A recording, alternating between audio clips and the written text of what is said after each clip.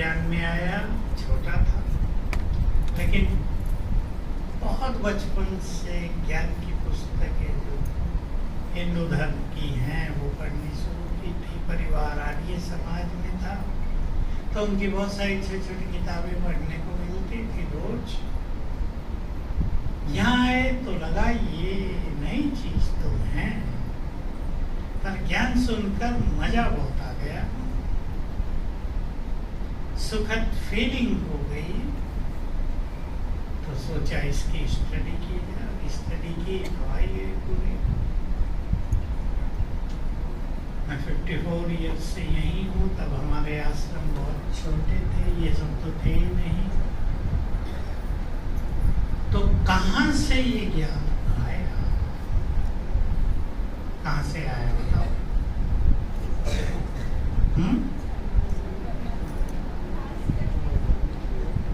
ब्रह्मा ज्ञान। तो ये स्वयं ज्ञान के सागर निराकार परमात्मा ने दिया है। वो निराकार है, उसे बोलने के लिए साकार तन की जरूरत होती है। तो जिनके तन में वो आए, मैं उनकी पूरी कहानी आपको थोड़े में सुना देता हूँ। आपको मजा भी आएगा, कहानी सुनने में तो वैसे ही मजा आता है। और उन्होंने अपने जीवन को कैसे फिर महान बनाया और अनेकों के जीवन को बनाया। आप यहाँ देखेंगे, आप में से कईयों को अनुभव हो गया होगा। आप देख सकते हैं यहाँ आने वाले सभी विकारों से, व्यसनों से मुक्त हो जाते हैं बहुत जल्दी। किसी का क्रोध छूटता है, कोई बहुत परेशान रहते हैं वो छूट जाता है, कोई चिंताओं में रहते हैं वो भी छूट जाती है चिंताएं, सुखी जीवन होता है। तो एक सत्य ज्ञान का प्रैक्टिकल प्रूफ होता ही है जीवन में सत्यता आ जाए, सुख शांति आ जाए, विचार बदल जाए, विकार छूट जाए। अगर ये सब नहीं होता तो हमें जानना चाहिए कि हमें और बहुत कुछ जानना बाकी है। ज्ञान अगर परफेक्ट हो तो मनुष्य का जीवन भी परफेक्ट होने लगता है। तो आप देख ही रहे हैं ब्रह्मा बाबा के चित्र जहाँ तहाँ लगे हुए हैं। कौन थे ये ज्ञान इनके द्वारा नहीं दिया गया था, ये ज्ञानी नहीं थे, ये शास्त्रों के विद्वान भी नहीं थे, पढ़ते जरूर थे जैसे हम लोग पढ़ते हैं, दृष्टि थे, लेकिन ये कोई शास्त्रों के विद्वान रहे हों ऐसा नहीं था। और इनका अपना लौकिक सांसारिक कार्य भी था। अब पहले उसकी थोड़ी छवि आपके सामने रखता हूँ। जन्म हुआ था सिंध, हैदराबाद के पास गांव में। पिता इनके स्कूल के हेडमास्टर थे, साधारण परिवार। फिर बाबा ने और उसके भाई ने दुकान खोली अनाज की। बाबा जो थे किसी को फ्री दे देते थे। उन दिनों बाबा सुनाया करते हैं गेहूं क्या भाव था, 8 आने मन। समझते हैं पुरानी भाषा, मन पंजाब हरियाणा में तो चलता होगा ऐसा। 40 किलो 8 आने 50 पैसे में, इतना सस्ता था। तो भी लोग बहुत सुखी थे, संतोष बहुत था। तो बाबा जब तोलते थे ना अनाज, थोड़ा ज्यादा ही तोल देते थे। उसका भाई उनके नाराज होता रहा, तुम तो लुटाओगे हमारा धंधा। लेकिन बाबा के ये संस्कार थे। फिर बाबा ने नौकरी कर ली एक ज्वेलर के पास। जब ये जेवरों का काम होता है ना, ज्वेलर्स, सर्राफ कहते हैं आपकी भाषा में थोड़ा, उसके पास नौकरी कर ली। नौकरी करते करते अनुभव होने लगा, मालिक ने देखा कि ये लड़का बहुत बुद्धिमान है, सेल्समैन था, बेचने वाला, कि लड़का बहुत बुद्धिमान है, उसको अपना हिस्सेदार बना लिया। हिस्सेदार भागीदार बना लेते तो बेचारा ने 10 पैसे उसको अपना छोटा भागीदार बना लिया। इसकी बुद्धि काम करती गई, फिर हिस्सा और ज्यादा बढ़ा दिया, भागीदारी बढ़ा दी, और फिर इन्होंने वहां से मुक्त होकर मुंबई में और कलकत्ता में अपना खुद का काम शुरू कर दिया। तब तो बड़े हो गए थे।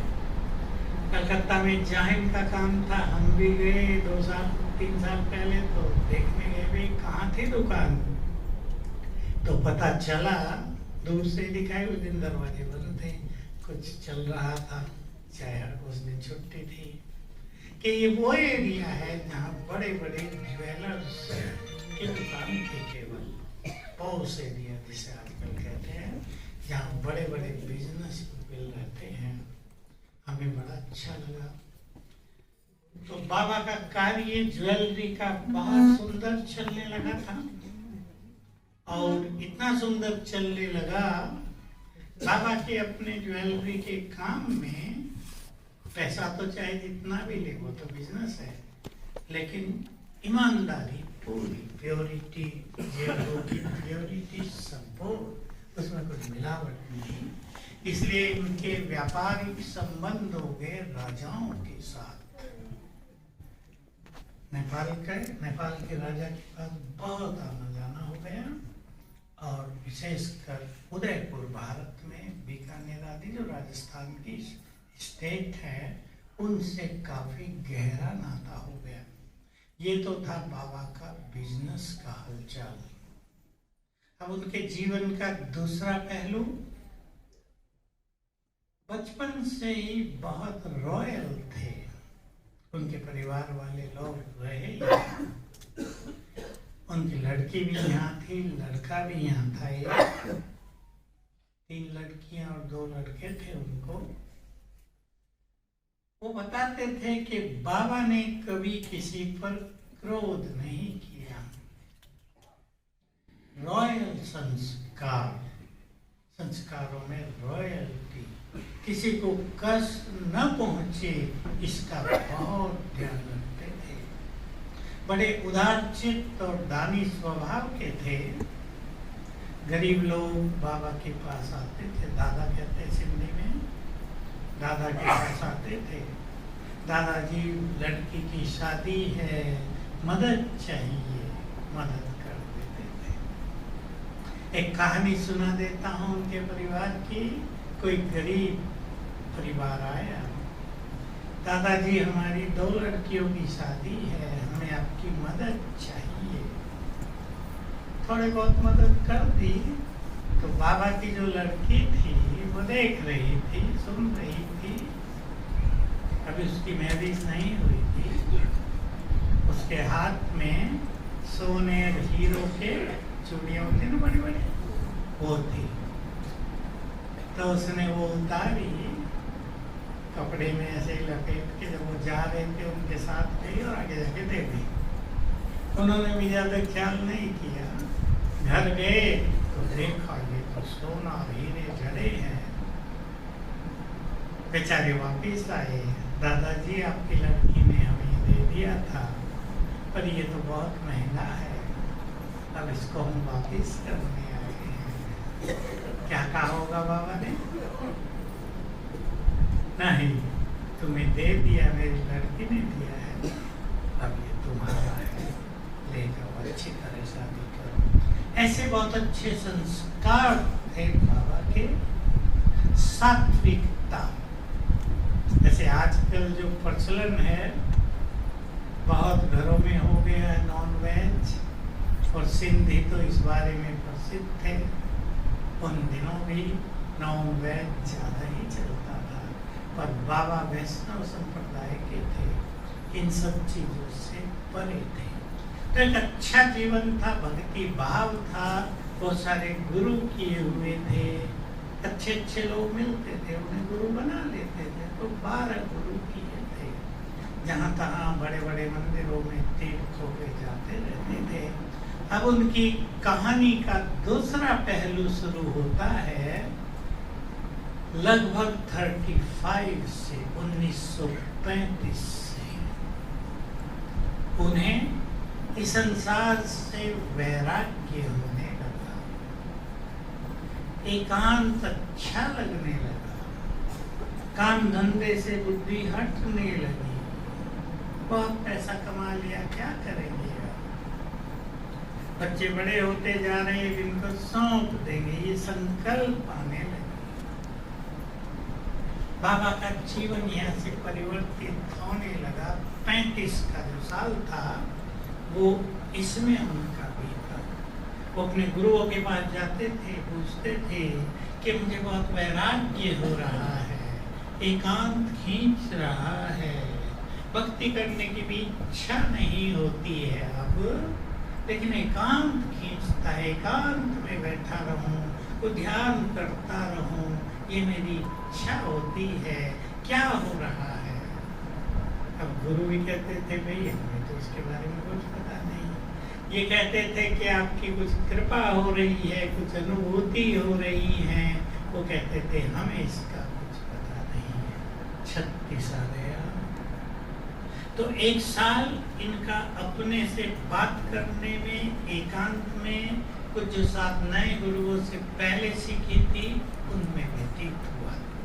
36 का साल आ गया। अब ये चमत्कारिक साल था इनके लिए।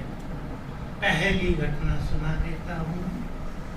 सिंध हैदराबाद, इन्होंने अपने किसी गुरु को बुलाया हुआ था।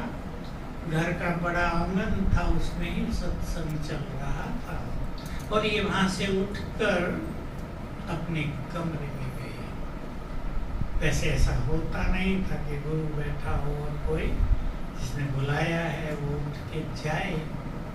उठा दिया किसी ने, इनको खींच खींच के ले गया कमरे में। और वहां जो कुछ हुआ वो इस विश्व के इतिहास की सबसे बड़ी घटना थी। बैठ गए वो। कुछ ही क्षणों में उन्होंने देखा सारा कमरा एक दिव्य प्रकाश से भर गया है। उनके मुख से आवाज निकलने लगी। ये संस्कृत के शब्द थे, निजानंद स्वरूपम शिवोऽहम् शिवोऽहम्, प्रकाश स्वरूपम शिवोऽहम् शिवोऽहम्, आनंद स्वरूपम शिवोऽहम् शिवोऽहम्। और ये बिल्कुल मगन हो गए, आंखें थोड़ी लाल सी और चारों बहुत गहरा प्रकाश, जो लाइट, ये ट्यूबलाइट का प्रकाश नहीं था, परम आनंदित करने वाला। जब इसकी बहू ने देखा, लड़के की पत्नी ने, कि दादा उठ के कैसे चली गए, तो वो 5-7 मिनट के बाद गई। देखूं तबीयत तो ठीक है, क्या है? देखा तो बाबा तो मगन अवस्था में बैठे हैं, बिल्कुल खोए हुए। कमरा पूरा दिव्य प्रकाश से भरा हुआ है, जो दिखाई दे रहा है। इन्होंने बाबा को हिलाया डुलाया। कुछ देर के बाद बाबा अपनी स्मृति में आए और कहा कोई था, कोई मेरे अंदर आया था, मुझे कुछ कह रहा था। एक डिवाइन फीलिंग इन्हें हुई थी। उसके बाद तो ये बहुत अंतर्मुखी हो गए, एकांत में रहने लगे। जो गुरु आए हुए थे उनसे पूछा, आपकी कृपा से आज मुझे बहुत अच्छा अनुभव हुआ है। अब गुरु देखने लगा मेरी कृपा क्या हुई हुई, जैसे वो अनभिज्ञ था इन चीजों से। उसने कहा भाई मुझे तो इस बारे में, आपके अनुभव के बारे में मुझे कुछ ज्ञात नहीं है। बाबा समझ गए कि ये कोई अलौकिक शक्ति मेरे पास आ रही है।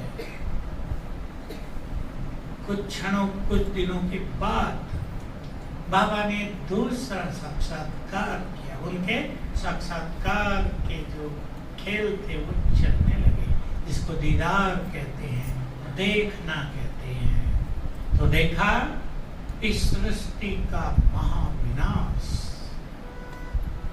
कि आने वाले दिनों में यहाँ कुछ भी बचेगा नहीं। उन दिनों एटम बम बने नहीं है, किसी ने नाम भी नहीं सुना था एटम बम क्या होते हैं। उन्होंने देखा ऊपर से आग के गोले नीचे गिर रहे हैं, संसार को आग लग रही है, चारों ओर हाहाकार हो रहा है, सागर उछल रहा है। चलो 3 मिनट डीप साइलेंस में सृष्टि के महाविनाश का। और फिर बाबा ने देखी आने वाली स्वर्णिम दुनिया, सतयुग, जिसमें हर मनुष्य देवता है। बहुत अच्छी तरह साक्षात्कार हुआ, आवाज आई बहुत क्लियर, मुझे तुम्हारे द्वारा ऐसी दुनिया की स्थापना करनी है। क्लियर आवाज, कई बार, क्योंकि मनुष्य अवॉइड भी करता है ना, पता नहीं ऐसी आवाज आ रही हो, मैं ऐसी कल्पना कर रहा हूँ। बहुत अच्छी तरह तुम्हें मुझे अपना माध्यम बनाना है, तुम तैयार हो जाओ, मुझे तुम्हारे द्वारा संसार का उद्धार करना है। अब दादा सोचने लगे मेरे द्वारा, मेरे को तो अपना ही उद्धार करना नहीं आया अब तक, कौन मेरे द्वारा जग का उद्धार करेगा। वहां से बाबा को अंतर प्रेरणाएं शुरू हो गई, बहुत वैराग्य हो गया और उन्होंने अपना जो कार्य था वो समेट लिया। देखो ये भी बहुत वंडरफुल बात है, उनके साथ उनका एक पार्टनर भी था बिजनेस में, काफी बड़ा था काम। उसने कहा कि भाई अब मुझे तो छोड़ना है सब कुछ। वो परेशान हो गया कि दादा के नाम से तो हमारा काम चल रहा है। कहा तो बंटवारा कर लो। बाबा ने कहा तुम ही कर दो, जो मुझे देना हो दे देना। वैराग्य बहुत हो गया था, उन्हें लगना लगाता है धन संपदा क्या है। पार्टनर ने जो कुछ दिया ले लिया और अपने उस धन से ट्रस्ट बना दिया है और इस महान कार्य की शुरुआत प्रारंभ की। अब क्या होने लगा डेली कि सवेरे के समय उनके तन में निराकार परमात्मा शिव आ जाते थे कुछ समय के लिए और जस्ट 15 मिनट सबको कुछ अच्छी बातें सुना के वापस चले जाते थे। सत्संग जैसा होने लगा। घर का आंगन ही बहुत बड़ा था, कम से कम 300 लोग बैठ सकते थे, 400 बल्कि। पढ़ने लगा सत्संग, माताएं अपने बच्चों सहित आने लगी, कई पुरुष आने लगे, सारे सिंध में आवाज फैल गई। दादा पता नहीं कलकत्ते से क्या जादू सीख कर आया है, सबको अपनी ओर खींच रहा है। हम कितना भी रोकते हैं कोई रुकता नहीं है। लेकिन ये जादू नहीं था, जादू से किसी को साक्षात्कार नहीं कराया जा सकता, जादू से किसी को सत्य ज्ञान नहीं दिया जा सकता। जो ज्ञान आपने सुना है परमात्मा ने स्वयं उनके तन में बैठकर उनके मुख के द्वारा ज्ञान दिया है। इसमें कई बातें उस ज्ञान के बिल्कुल विपरीत थी जो पहले से चला आ रहा था हमारी इंडियन फिलोसफी में। लोगों ने विरोध भी किया क्योंकि शिव बाबा ने आते ही जो भी सत्संग में आ रहे थे सबको ज्ञान दिया कि तुम्हें मनुष्य से देवता बनना है तो पवित्रता अपनानी है। खींच खींच के लोग आने लगे। मैं भागवत की एक बात सुना देता हूँ आपको, ध्यान से सुन लेना। श्री कृष्ण ने बांसुरी बजाई और गोपियों को बांसुरी से आवाज आने लगी, आ जाओ। और गोपियां भाग कर आ गई। महाराज दिखाते हैं उसको जो 6 मास चला था महाराज। तो बाबा ने भी, शिव बाबा ने, अब यहाँ शिव बाबा हम यूज करेंगे सब, शिव बाबा ने भी आत्माओं का आह्वान किया था, आ जाओ। और लोग खिंच खिंच के आने लगे। उसमें बहुत साहूकार घरों की माताएं बहनें, बहुत साहूकार पुरुष लोग आने लगे सत्संग में। आपको बता दूं आप क्यों आए हैं यहाँ? पता है क्यों आए यहाँ? हम कहीं ज्ञान लेने आए, अच्छा लगा इसलिए आए, बहनें बहुत बुलाती थी इसलिए आए। कोई तो कहते हैं आपका फलाना भाई हमारे पीछे ही पड़ा हुआ था, चलना ही है इसलिए हमें ले आए। हमें क्या पता था इतना सुंदर है, उस भाई को धन्यवाद देते रहते हैं। जबरदस्ती भी ले आए, हमारा कल्याण कर दिया। यहाँ वही आ रहे हैं, बताओ कौन? बाबा बुला रहे। बाबा ने भी बांसुरी बजाई ना, मुरली। आ जाओ।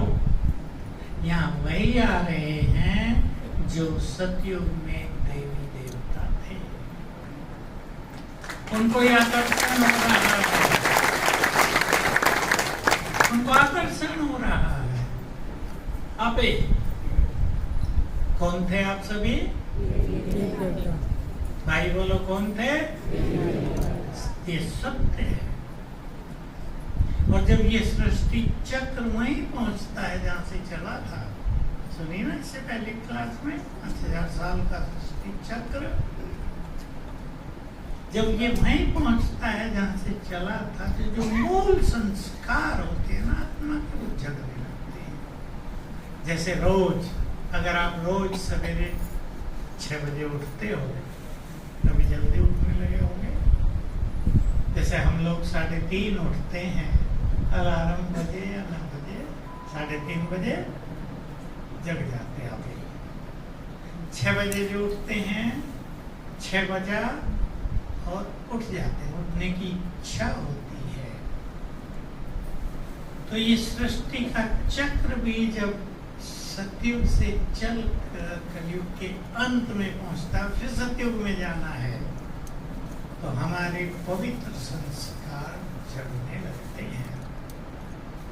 तो इसलिए आप सबके भी वो मूल संस्कार जग रहे हैं और बहुत जल्दी जग जाएंगे।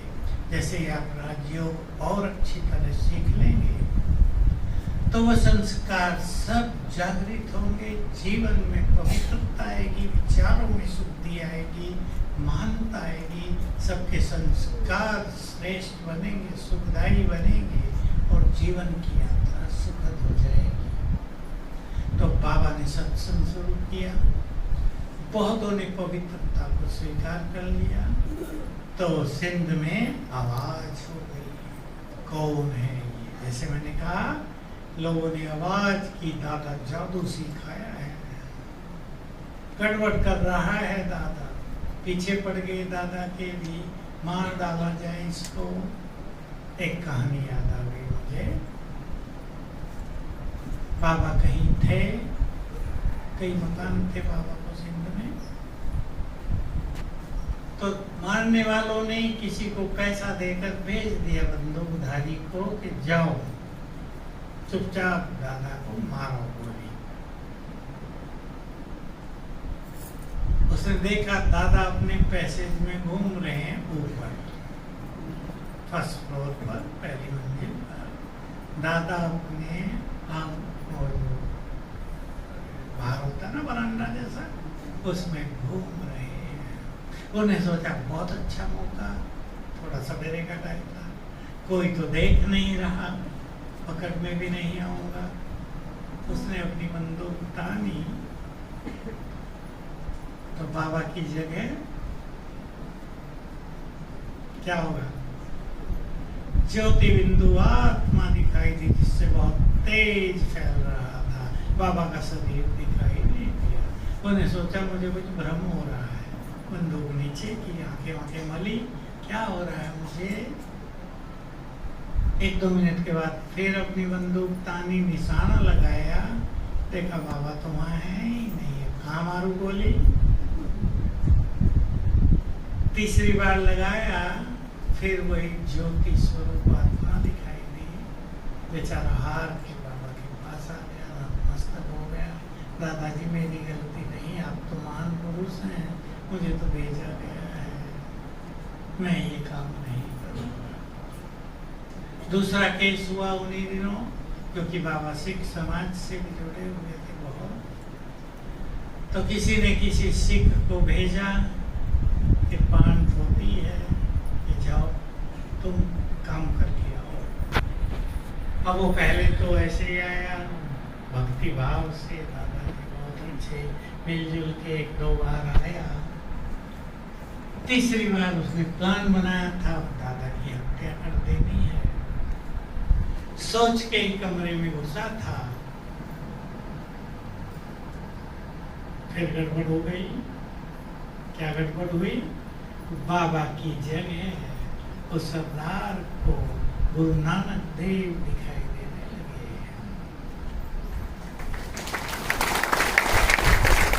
पति के पान भी छूट गई और बेचारा चरणों में गिर गया। दादाजी गलती हो गई, बहुत क्षमा मांगी। तो ये शिव बाबा का काम था, ये उनकी शक्तियां नहीं थी, ये शिव बाबा की शक्तियां उनके साथ काम कर रही थी। फिर बाबा ने एक बच्चों का स्कूल खोल दिया, जो बच्चे साथ में आए थे उनकी पढ़ाई होने लगी, और जो बड़े थे वो राजयोग सीखने लगे, ज्ञान योग सीखने लगे, जीवन का परिवर्तन हो गया। और ये थे 380। कुछ समय के बाद ये पूरा कारवां वहां से कराची में शिफ्ट हुआ, और भारत का जब विभाजन हुआ 3 साल के बाद, 3 साल ये लोग वहीं रहे, किसी ने कोई नुकसान इनको नहीं पहुंचाया। मुस्लिम लोग कहते थे आप तो खुदाई की जुमतगार हो दादाजी, हम आपकी सुरक्षा करते हैं, पहरा देते थे लोग रात को रोज, कि इनके पास कोई झंझट करने, मारपीट करने ना आ जाए। 3 साल के बाद भारत में जो बहुत सारे सिंधी थे उन्होंने निमंत्रण दिया कि अब वहाँ रहना ठीक नहीं है, अब वापिस आ जाओ। सिख में सारा सामान दिवाली 1950 आप में आ गए। उन दिनों राजाओं से परमिशन लेनी पड़ती थी, अंग्रेजों का राज करते थे, यहाँ के राजा ने परमिशन दिया जाओ, और ये पूरा संस्थान यहाँ शिफ्ट हो गया। यहाँ शिफ्ट हुआ तो यहाँ ठंड बहुत होती थी, आजकल भी हो जाती है, माइनस में रहता है टेम्परेचर। उन दिनों और ज्यादा थी क्योंकि बस्ती ज्यादा नहीं थी, गर्म कपड़े किसी के पास नहीं थे, चाय पीने की आदत नहीं थी, पानी यहाँ का भारी होता था, हम जब आए तब भी बहुत भारी था, ऊपर पहाड़ियों का पानी भारी होता है। आपको ये घटना सुन के भी बड़ा आश्चर्य लगेगा, 70 लोगों को लूज मोशन हो गया। यहाँ कोई हॉस्पिटल शादी की बड़ी सुविधा हो ऐसा नहीं था, 70 लोगों को। एक वंडरफुल बात हुई थी यहाँ आते ही कि बाबा के पास जो ट्रस्ट में पैसा था वो खत्म हो गया। सिंधियों ने कहा था कि हम मदद करेंगे, आप आ जाओ, लेकिन उन्होंने सोचा इसको खत्म करना है, हमारे बच्चे बच्चियां जो भी गए हैं वो वापिस आ जाएं, उन्होंने पैसा देने से इनकार कर दिया। अब बाबा के सामने परीक्षा थी, शिव बाबा आते ही थे रोज। अब चमत्कारिक बात सुनाता हूँ, 70 लोगों को डायरिया हो गया, लूज मोशन, 35 गोली खरीदी गई। शिव बाबा ने कहा सबको आधी आधी गोली खिला दो, सबको आधी आधी गोली खिला दी गई, और एक ही साथ से भी ठीक हो गए। ऐसा नहीं हुआ 2-4 दिन चलता रहा, लाइन चढ़ रही, उस लाइन तो थी ही नहीं यहाँ किसी के पास, और सब फिर 2-4 चुस्त हो गए। तो शिव बाबा उनके द्वारा कार्य कर रहे थे। थोड़ी परीक्षाएं भी ली ताकि सब मजबूत हो जाएं। बहुत सुख सुविधाओं में रहे थे जब तक सिंध में थे। यहाँ आए तो थोड़ी परीक्षाएं हुई, खाना पीना कम हो गया, गर्म कपड़े भी किसी के पास नहीं थे, ठंडी 0, -2, 3 पर रहती थी। लेकिन सब जानते हैं ना, परीक्षाएं मनुष्य को और शक्तिशाली बना देती हैं। किसी व्यक्ति के सामने जितनी चुनौतियां आती हैं, जितनी समस्याएं आती हैं, अगर वो अपने विवेक को खोए नहीं तो वो बहुत शक्तिशाली हो जाता है। एक दिन की और सुंदर कहानी सुना देता हूँ। पैसा तो लगभग खत्म हो गया था। एक दिन खाने के लिए कुछ नहीं था, कुछ भी नहीं था। तो बाबा सवेरे सबको जंगल में घुमाने ले जाते थे। यहाँ करौंदे होते हैं, बहुत बड़े बड़े जामुन जैसे हो जाते हैं, अंगूर जैसे, बड़े टेस्टी लगते हैं। नाश्ता वो कर लेते थे सब। वहीं पेड़ बहुत थे, तोड़ तोड़ के खा रहे, मजे से आ गए दोपहर को। वही खाने को कुछ नहीं था। अभी जो अकाउंट वाले थे वो बाबा के पास आ रहे हैं, बाबा आटा तो नहीं है, थोड़ी दाल तो है, और कुछ तो नहीं है। बाबा उनको रोक रहे हैं, 10 बजे तक इंतजार करो। 10 बजे पोस्ट आती थी, लेटर्स आते थे ना उन दिनों, लेटर लिखने का, पोस्ट का जमाना था। सब कह रहे हैं कि बाबा क्या करेगा, है तो कुछ भी नहीं यहाँ। बाबा कह रहा है इंतजार करो। 10 बजे ट्रैफिक टेलीग्राफी करी, जानते हो भाई लोग तो जानते हैं, टेलीग्राम होते थे, तार कहते थे ना, तार दे दो भाई। आज वो हमारे यहाँ तार शब्द यूज किया जाता है तो युवक सोचते हैं तार क्या बना है, बिजली का तार है, कैसा तार है। वो टेलीग्राफ तो बहुत चलते थे, तार कहते थे। सीधी हिंदी में उन्हें किसी की मृत्यु हो गई तो पता तो बहुत दिनों में जाएगा, तार करते थे, अगले दिन मिल जाता था, भाई इसने शरीर छोड़ दिया है। तो टेलीग्राफिकली किसी ने 5,000 रुपये भेजे 10 बजे की पोस्ट में। 5,000 उन दिनों बहुत थे, अब के 10 लाख जितने, बहुत कीमत बढ़ गई है। बस फिर तो सब कुछ अच्छा हुआ, चलता रहा।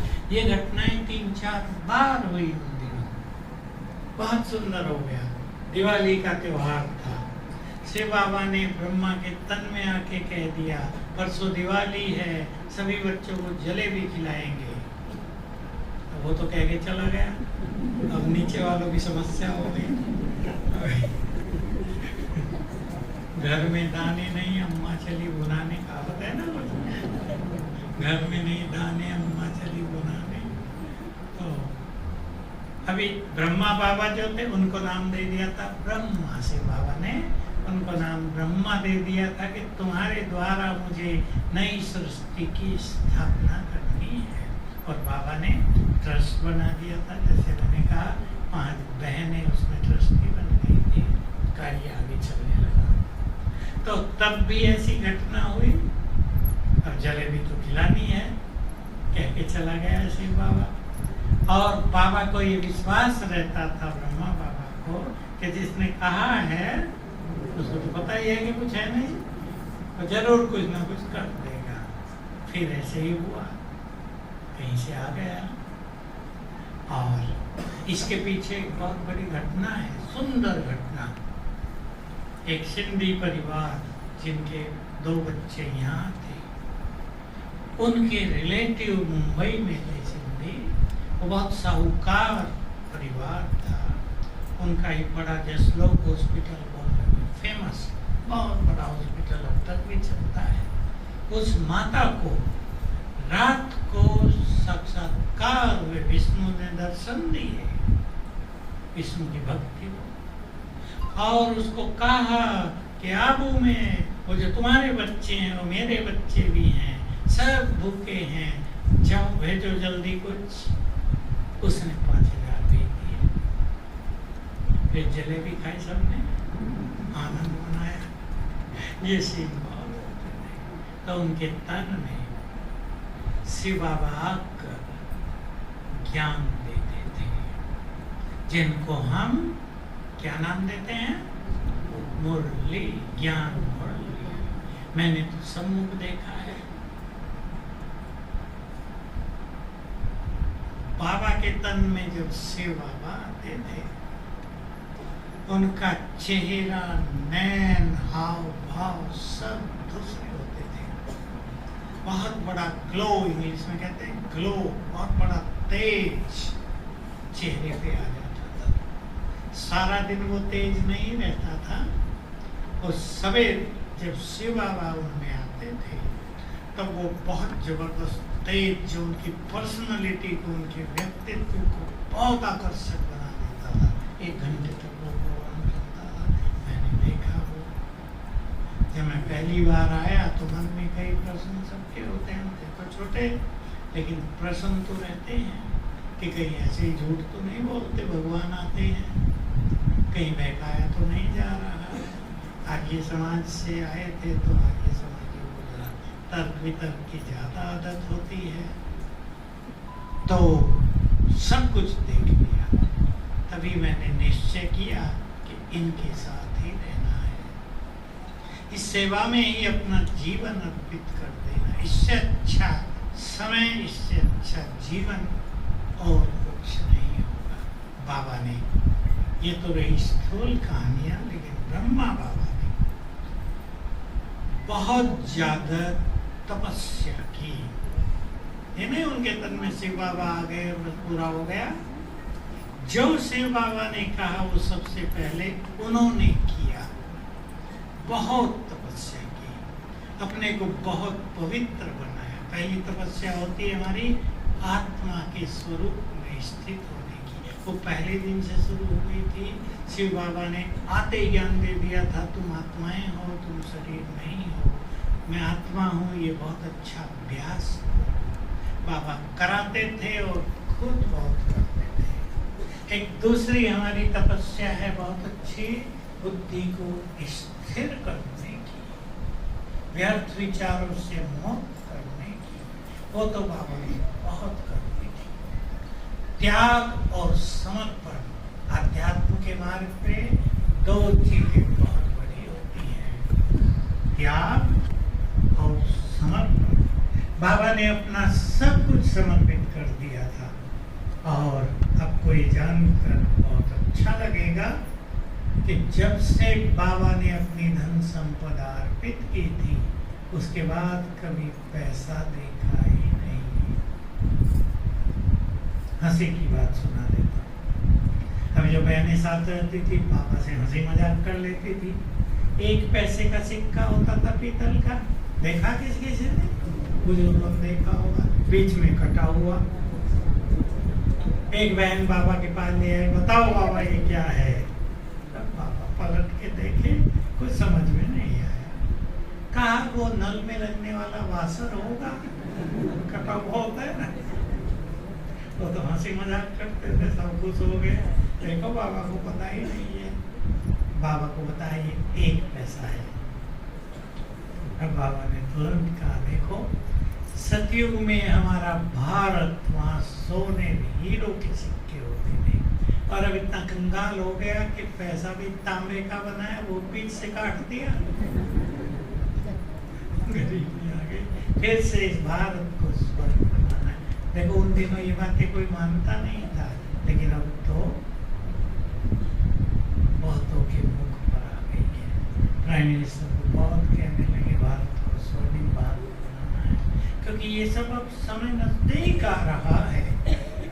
और जो जानते हैं थोड़ा बहुत, वो सब समझ ही रहे हैं। भारत इकोनॉमिकली की कौन से स्थान पे आ गया? 30वें पर। और अब रशिया की इकोनॉमी डाउन हो रही है, हो सकता है बहुत जल्दी दूसरे पर आ जाए, और उसके बाद बोलो पहले पर आना है। भारत ही विश्व गुरु बनेगा फिर से। मोदी जी ने तो ऐसे ही कहा, लेकिन ये विश्व गुरु बनेगा ही। यहाँ से ज्ञान का प्रकाश, शांति का प्रकाश सारे संसार में फैलेगा। मोदी जी हमारे पास कई बार आए हैं, और जब वो चीफ मिनिस्टर थे 3 दिन तो ज्ञान सरोवर ऊपर चुपचाप